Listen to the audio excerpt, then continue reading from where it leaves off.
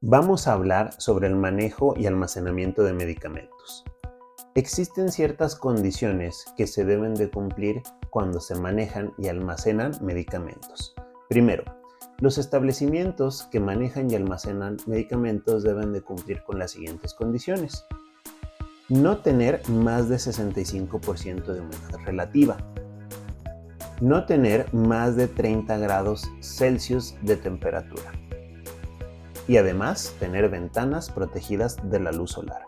Para verificar que estas condiciones se cumplan, estos establecimientos deben de tener un registro, el cual debe de ser realizado con instrumentos calibrados, los cuales deben de ser termómetros o higrómetros, y además deben de revisar y analizar las tendencias diarias de estas mediciones de temperatura y humedad relativa.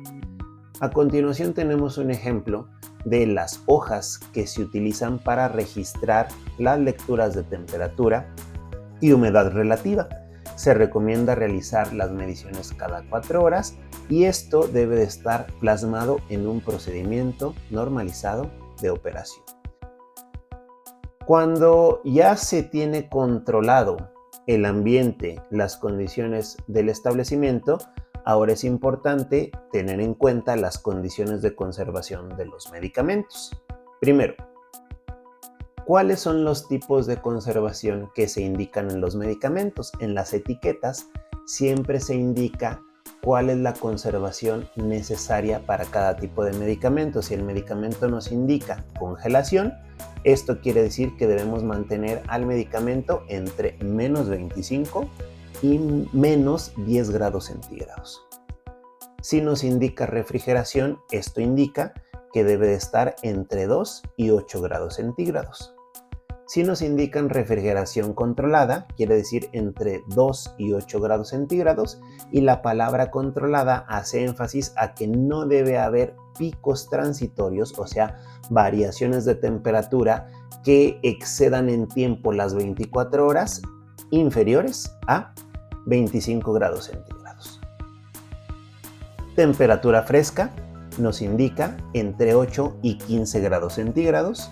Temperatura ambiente controlada entre 20 a 25 grados centígrados, pero con picos transitorios, o sea que no excedan, inferiores a 40 grados centígrados. Esto de los picos transitorios se refiere a que si hay cualquier problema en el suministro de energía eléctrica de los refrigeradores y por cualquier razón hay un pico transitorio, o sea que la temperatura se dispare a 15, 20 grados en el caso de refrigeración controlada o a 30 y tantos grados en el caso de temperatura ambiente controlada, estos picos no duren más de 24 horas. Por eso se tiene que hacer el registro de temperatura en la hoja que vimos anteriormente. Y seco significa que no haya humedad relativa mayor al 40%. Entonces es muy importante que los establecimientos tengan los respectivos refrigeradores, congeladores, espacios con las características que se indiquen para cada tipo de medicamento.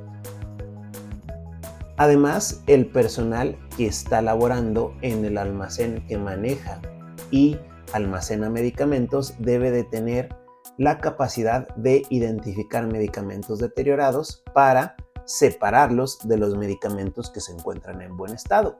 ¿Qué se considera un medicamento deteriorado?